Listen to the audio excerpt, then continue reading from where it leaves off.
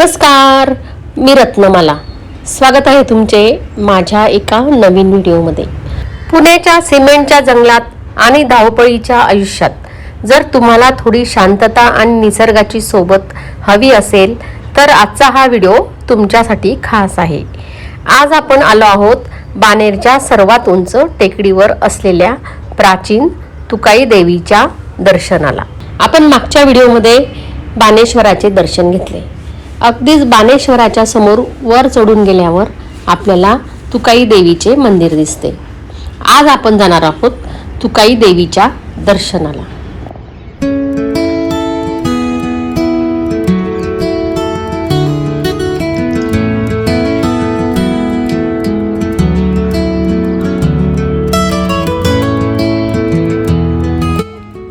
मंदिरापर्यंत जाण्यासाठी आपल्याला 10 ते 15 मिनिटे पायऱ्या चढून वर जावे लागते. ही वाट अतिशय सुंदर अशी आहे. विशेषतः पावसाळ्यात आणि हिवाळ्यात इथली हिरवळ मनाला सुखावते.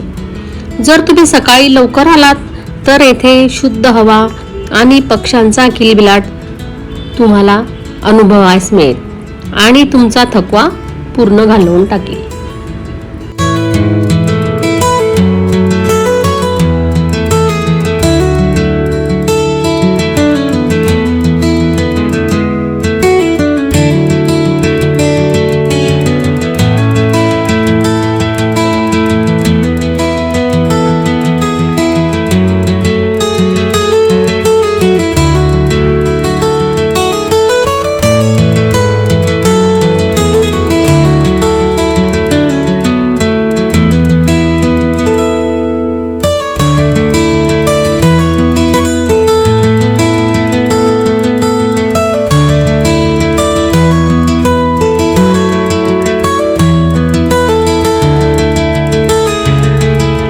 हे बघा, समोर दिसते आहे ते आहे तुकाई देवीचे मंदिर.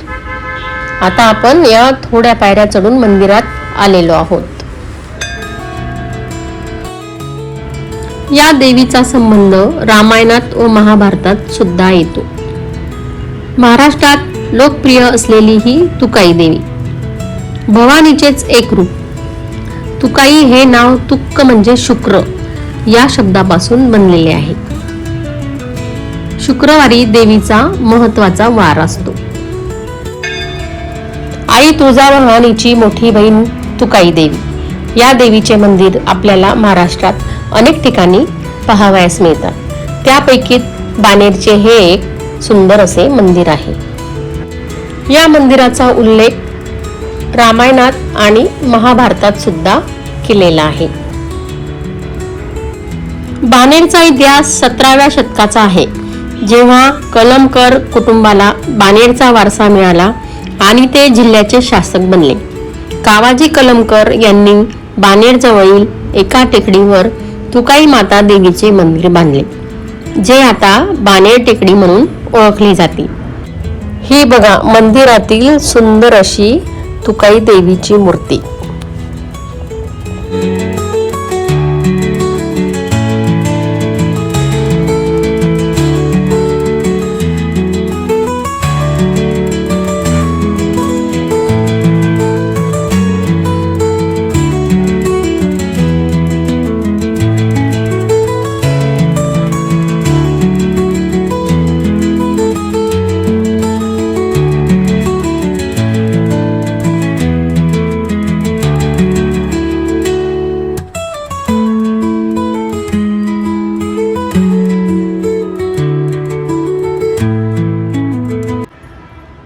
समोर असलेल्या तुकाई देवीचे अगदी नतमस्तक होऊन मी दर्शन घेतले. देवीचा गाभारा अत्यंत शांत आणि प्रशस्त असा होता. तेथील वातावरण अगदी भक्तिमय आणि पवित्र असे वाटत होते. मंदिरात अगदी प्रशस्त असे खांब सुद्धा होते. दर्शन घेतल्यावर देवीच्या मंदिराला मी एक मोठी प्रदक्षिणा घातली. मंदिरातील गाभारा अगदी प्रशस्त असा होता.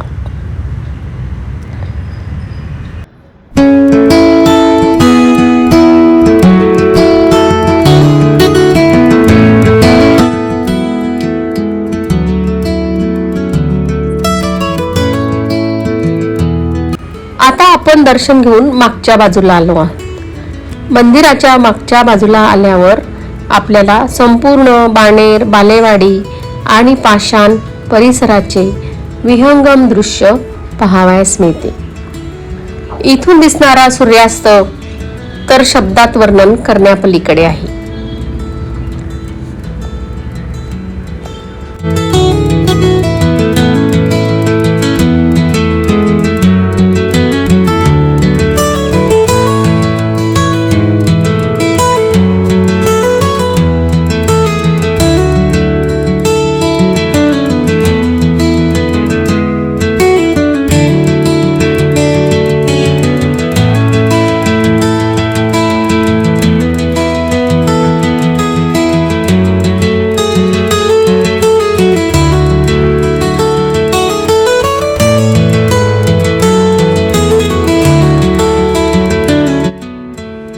मंदिरामागील बाणेर पाषाण टेकडी. पावसाळ्यात तर येथील सृष्टी सौंदर्य पाहण्यासारखे असते. पावसाळ्यात येथे वेगवेगळे धबधबे आपल्याला पाहावयास मिळतात. ट्रेकिंग आणि पर्यटनासाठी ही टेकडी खूप सुंदर अशी आहे.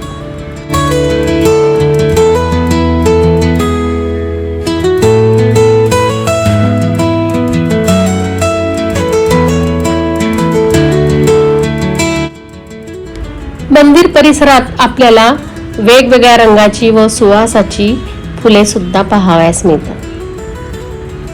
त्याचप्रमाणे वेगवेगळे पशु पक्षी आपल्याला इथे पाहावयास मिळतात.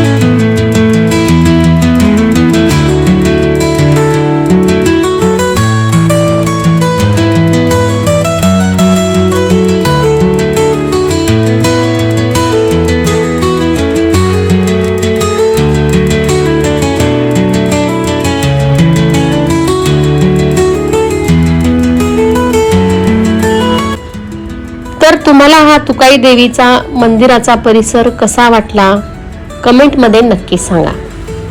जर तुम्हाला हा व्हिडिओ आवडला असेल तर माझे चॅनल लाईक करा, शेअर करा आणि सबस्क्राईब करा.